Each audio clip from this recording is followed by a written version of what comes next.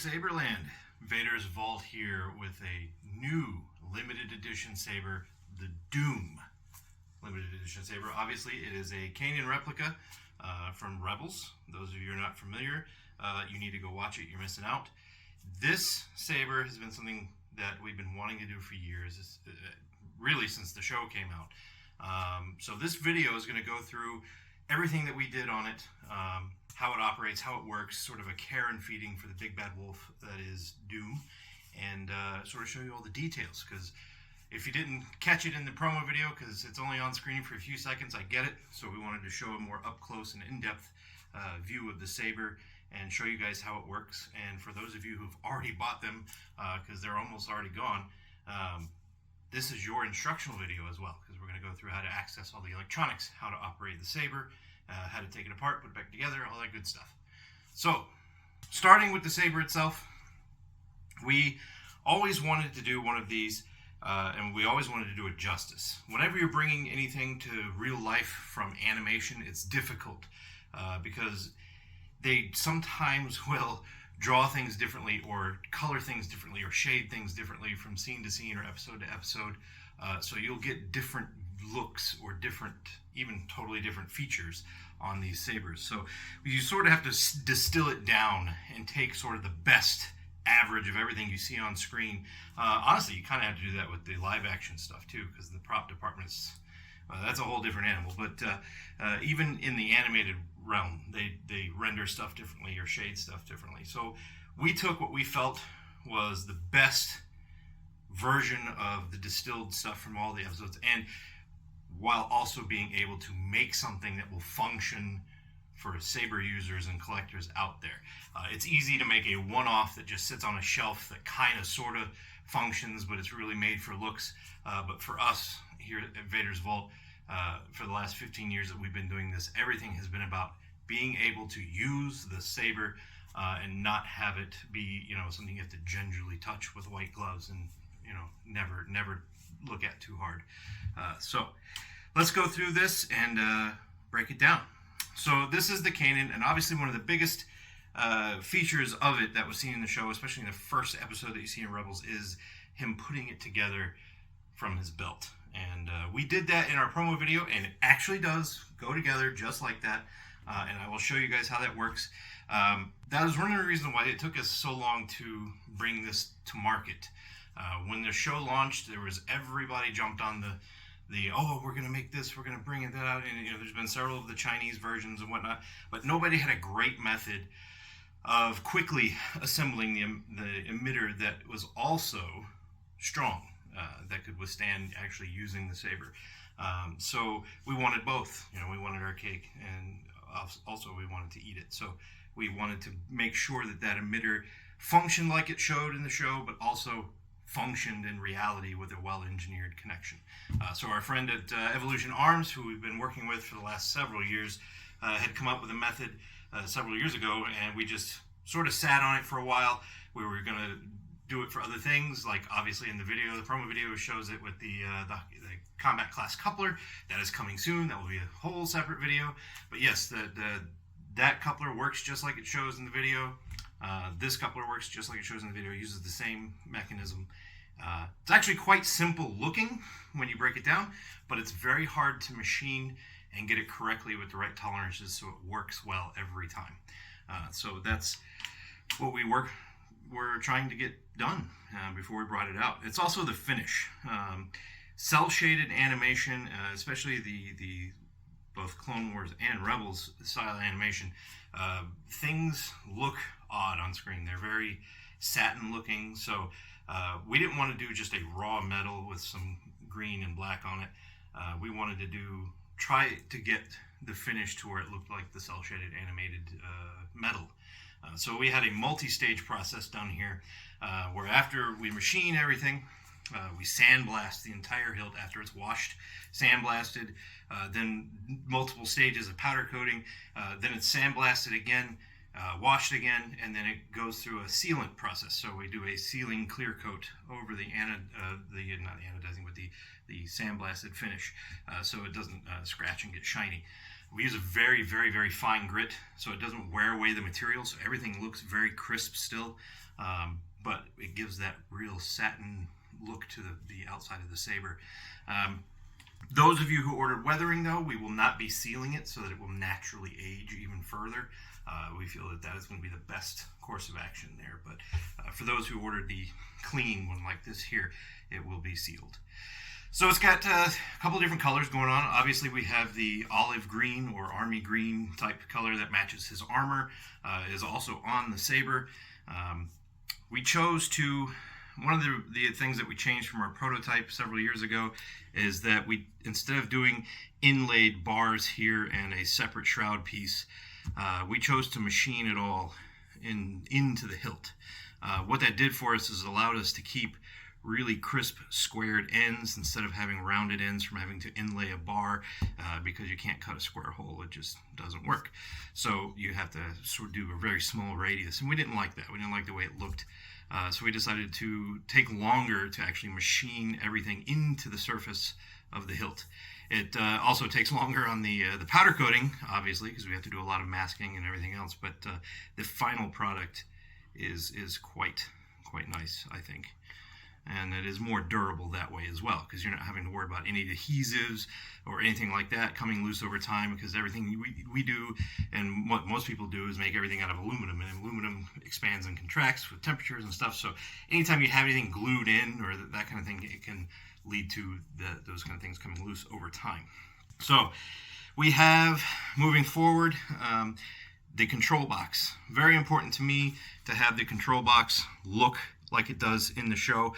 We went back and forth to finish. There are a few scenes that actually kind of show what looks like the control box being black, but after further review on other episodes, it really is just more like darkening from shadowing and shadows and shading, or it's just a flub from the renderers and they colored it differently from one scene to another. But there's enough out there showing the control box as being silver rather than black that we went with that instead. The arrows. That's another thing that a lot of people don't realize, but the arrows are actually on both sides of the box. You have to get different shots to show that. So we have pixels inside this little tiny box that light up each arrow. And those are programmable. You can change that. We have them doing a blinky pattern right now in the correct colors, but you can change that if you wish. These switches. The control box is the switch plate. The switches, we wanted them to be almost imperceptible, but it is this third one down from this end and the third one up from this end are your switches, and they are clicky buttons. Because I have nothing left to fear. And there we go. We have the awesome Blind Master font by Wansith on there. Wansith, if you don't know, he makes some of the best fonts for classic and animated shows, movies, those kind of fonts. So if you need those for your replica sabers, definitely go to www.saberfont.com, look up Wansith and get his fonts. But we've got the main activation button is this one here, and you've got your auxiliary button back here. No weird plungers sticking up, nipples, whatever you want to call them. Nothing unsightly. No weird buttons in other locations or anything like that. I wanted the control box to be super functional, but also look exactly like it's supposed to. Moving up from there, we've got the lock screw. So this is a thumb screw that's used to just secure the emitter in place so it can't come undone. You can either leave that backed off so you can do it at will, or if you know you're going to be doing some choreography or whatever, you just want to twist it in. It goes into a detent in the emitter, which I'll show when we take that down a little later. The Suba here, in every shot that we can find, the Suba is a darker gray than the rest of the Saber, so we did decide to color that differently to show that. The only coloring thing on here that is a concession is the little block here that's on the shroud. We did that for a very specific reason. It's made of steel. And we made it out of steel so that we could possibly at some later date release a magnetic belt mount holder for the emitter. We had one that we used in the promo video. If you go back and watch it where he grabs it off his belt, That one is pretty available everywhere on Amazon and whatnot. It's like a tool holder. I don't recommend it because this is a round device, and this block here, while it does hold very well to a flat surface, if you roll it or move around to where it can roll, it'll pop off. So we want to come up with a something cooler that'll help hold it a little better. But we made it out of steel for that reason, so that it can be held with something. The emitter is one thing that, when we first started looking at this saber, we were going to do it with a 1-inch blade. I know that sort of goes against the aesthetic of Rebels, because Rebels is all of their sabers are more modeled after the Macquarie concept sabers, which are more rapier-like, very thin, whippy-looking blades. And so they went with that in the animation. And we decided to go with the 7/8" blade on this to keep that aesthetic, to make it more accurate. It also keeps the emitter properly proportioned. To scale this up to hold a 1-inch blade meant that this would look really stubby and chunky. And it's sort of what throws the scaling off of a lot of the other replicas out there, is that a lot of them are made for a 1-inch blade, and this whole emitter is a totally different size. So they end up looking sort of stubby, even though they're probably not. I don't know, it's just sort of an aesthetic thing. We also didn't want to keep this dimensions and just bore it out for a 1-inch blade, because that means that everything is paper thin for retention screws and whatnot like that. Your retention screw is a blind hole, so it is just right here in front of the suba on the back, just big enough to get your wrench in and operate the screw for either your blade plug or your blade.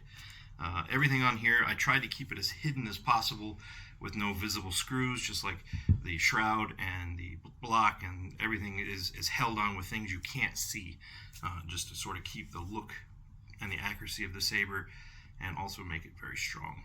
Alright, so we showed you how to power it on. We've showed you how to use your auxiliary switch, and for those of you who are familiar with Crystal Focus and its use and features, you know how to navigate your menus and whatnot using the buttons.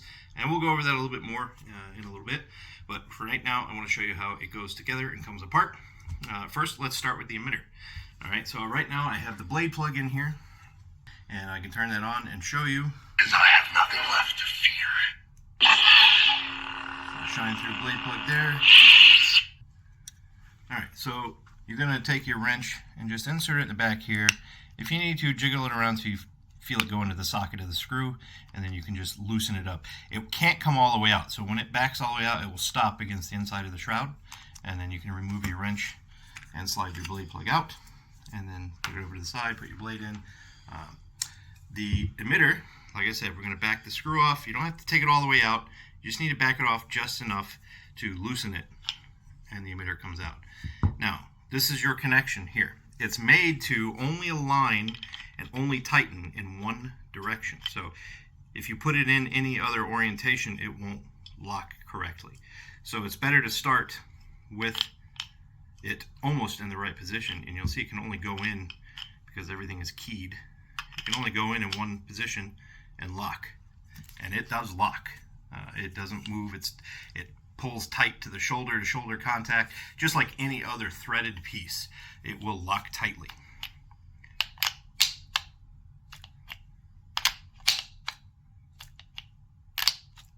And then, to keep it from doing that again, you can tighten that screw down. Now, that screw goes into this little detent here in the shoulder of the emitter, so it can't loosen up on its own. Alright, now, that shows you how that breaks down and comes apart. Now we're going to show you how to access the chassis, your battery, all the good stuff. That's pretty simple. So this is the first time that you will ever be able to take a Vader's Vault chassis completely out of a saber, just like that.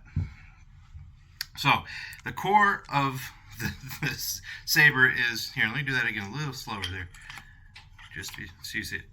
All right, you take your pommel off, and the chassis comes out. Everything is still functional. It has two switches on the side. These aren't the actual switches that are functioning. We just installed these in the chassis so that if you're making any changes to your saber and you want to test behavior or sound, you can do it outside the hilt without having to put it in and out. We don't recommend you trying to connect a blade to it unless, maybe at some point we will release an adapter that can go over the chassis for testing a blade. But I wouldn't want you to short something out by having a misaligned blade. So don't do that.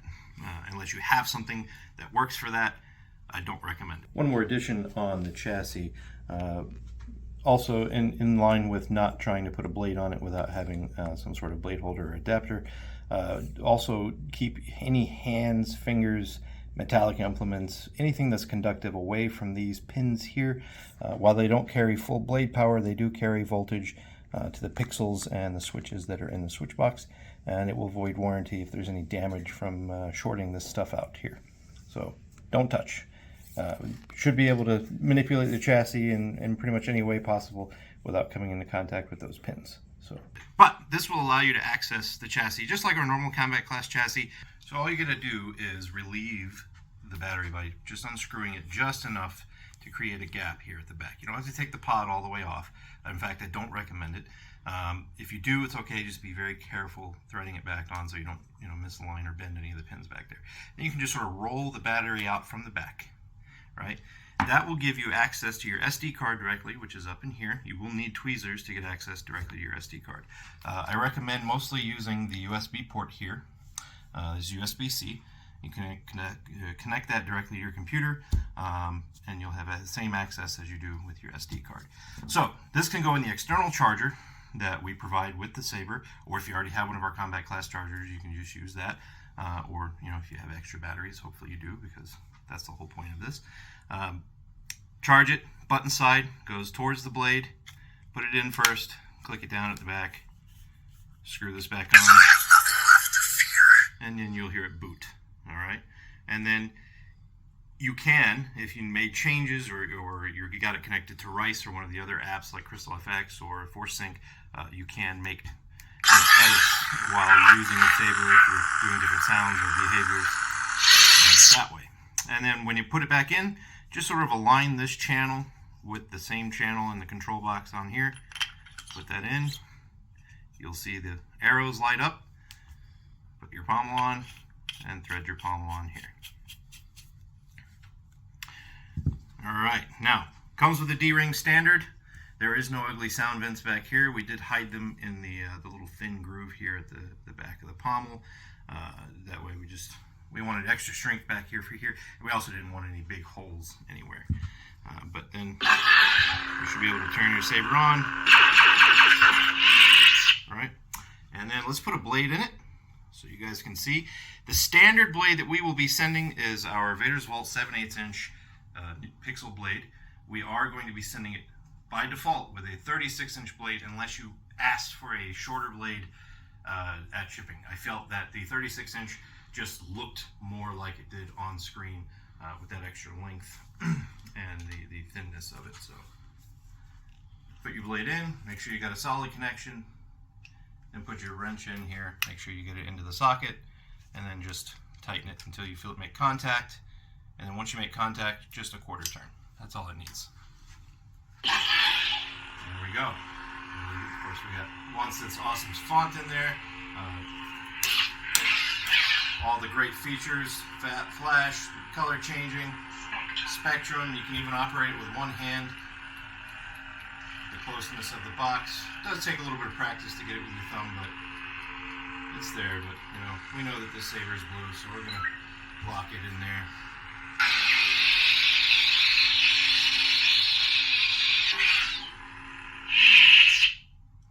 Be sure to get yours as soon as possible. They did sell quite fast last night. We have a few left in this run, and they are first come, first serve. Everything comes with it that you could ever want. Bluetooth, the option for a blade plug is there. We will offer weathering, like I said. It does come with Pixel by default.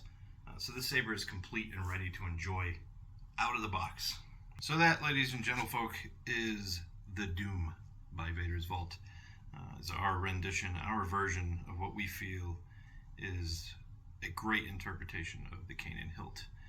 Every single piece designed, engineered, manufactured right here in the United States, right here in Georgia in our shop. We're very proud of it, and we're very proud of the work that we do. And if you support small business and you support U.S. manufacturing, this is where you come to get your Saber needs met and stand out amongst the crowd. Thanks again, and enjoy your Sabers.